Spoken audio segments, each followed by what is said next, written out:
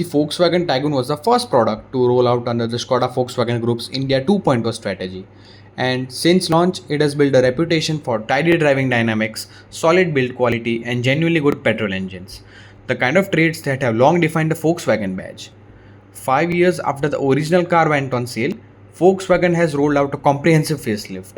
And in this review, I'm going to walk you through everything that's changed, mechanically and visually. And by the end, you should have a clear picture of whether the Taigun deserves a spot in a shortlist over the rivals, including its own mechanical twin, the Skoda Kushaq. So let's get into it. Starting from the exterior, at the front, the facelifted Taigun clearly borrows the design language from the Volkswagen's global lineup, and there are strong visual echoes from the new Tiguan R line and the Volkswagen T-Roc. The updated face gets projector LED headlamps with front fog lamps which are neatly integrated into the headlamp setup. It also gets a DRL which also doubles up as a turn indicator. Tying it all together is an illuminated Volkswagen logo connected to a full-width front LED light bar, which looks particularly striking after the dark and is one of the most noticeable visual upgrades over the outgoing car. Moving to the side, and the GT line identity comes through clearly. Blacked out alloy wheels, GT line badging on the front fenders, and gloss black door mirrors paired with the gloss black shark fin antenna. The car I drove for the review was the 1 liter TSI, which was paired with an 8-speed torque converter gearbox. Compared with the standard top line trim, the GT line runs a noticeably less chrome across the body and swapping the bright work for a darker, sportier theme that suits this car well. And round the back, the design language carries through consistently with a connected tail lamp and another illuminated VW logo and sequential turn indicators that add a genuinely premium touch to the rear end experience. Overall, the exterior update is a case of evolution rather than revolution, but it's an effective one. The car reads as a noticeably more current without losing the clean surfacing that made the pre-facelift Taigun look good in the first place. Let's check out the boot carrying capacity. And the Volkswagen Taigun has a boot carrying capacity of 385 liters, which is adequate enough for your weekend grocery runs or occasional airport trips, though this is not the biggest boot in the segment. Underneath the floor, you also get a spare wheel, which is not an alloy and it is a steel wheel.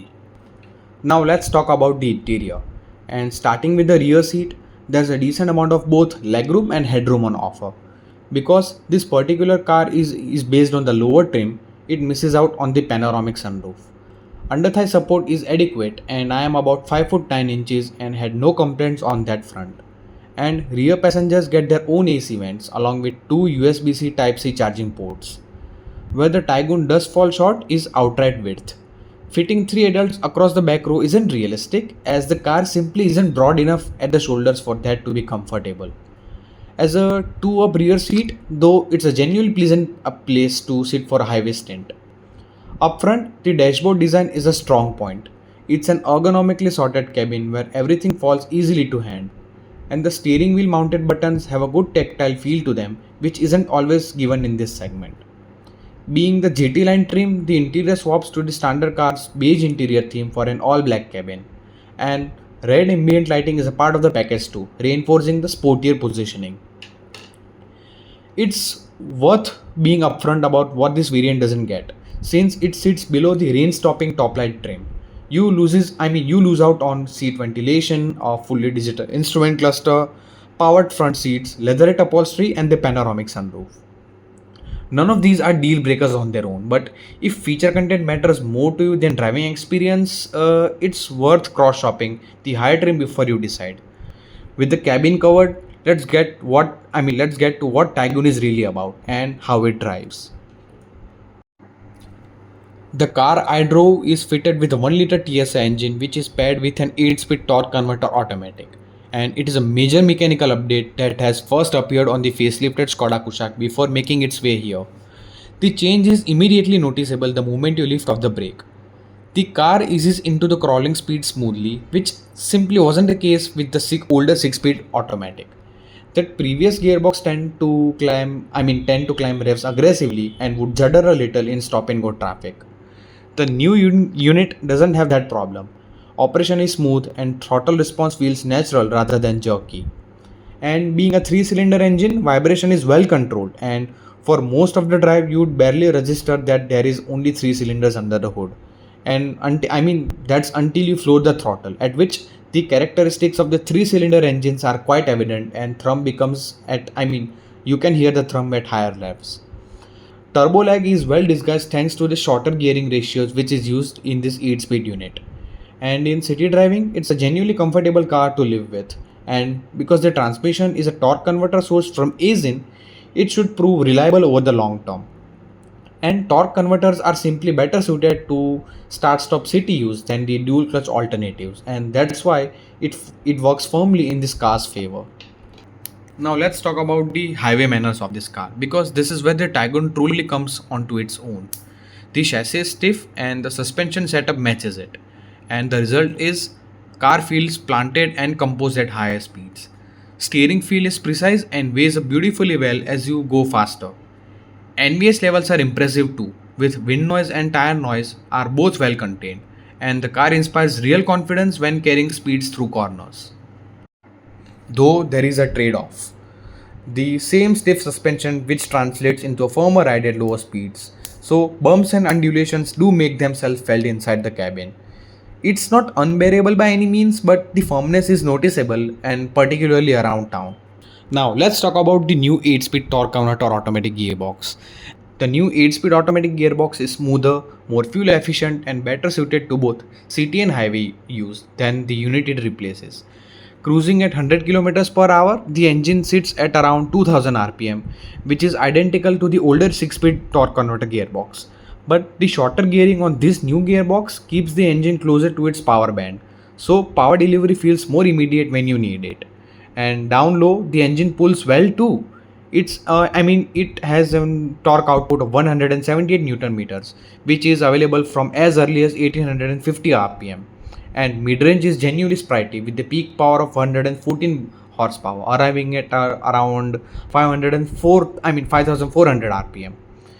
And VW tells that 0 to 100 comes at around 11.4 seconds, which makes this car feel properly peppy in everyday use. Efficiency is the one area where this engine doesn't lead the segment. Expect somewhere in the region of around 9 to 10 kilometers per liter in city driving, while a steadier highway pace can return around 19 kmpl. So, driven sedately, the numbers do come good. But this was never going to be the most frugal engine on offer here. Now let's talk about the brakes, because braking performance is reassuring. Under full braking, the car holds its line well, though it's worth noting that the rear brakes are steel drums. Only the 1.5 liter variant of the Taigun gets discs on all four corners. One genuinely significant improvement in this facelift is the air conditioning performance, which is now dramatically better than before. That's down to an updated compressor, a change I also flagged in my Skoda Kushaq facelift review. And one worth repeating here is that the new setup also uses a variable displacement compressor. So cooling in India's punishing summer heat is now quick and consistent. The older compressor tend to only perform well at certain engine speeds and would struggle to keep the cabin cool in slow traffic. And that limitation has been properly addressed this time around, and it's a change owners will notice on a day one. Now, it's worth pulling up all this in context, because the compact SUV space in India is arguably the most fiercely contested segment on sale today. The mainstream Korean rivals typically win on outright cabin space, rear seat width, and sheer feature count. Panoramic sunroofs, larger touchscreens, and longer option lists tend to be their calling card. Japanese rivals, on the other hand, generally counter with a reputation for lower running costs and dependable resale value. The Taigun doesn't try to outfeature or outspace either of them, and it doesn't pretend to. Its case is built almost entirely around how the car feels to drive and how it's screwed together. The kind of thing that's harder to put out on brochure, but it is immediately noticeable once you take this car out for a spin. So, who should buy this car? If your priority list starts with maximum boot space, a long feature checklist, or the lowest possible running cost, it's worth cross-shopping the segment before you commit, because the Taigun isn't positioning itself as the best all-rounder on those specific metrics.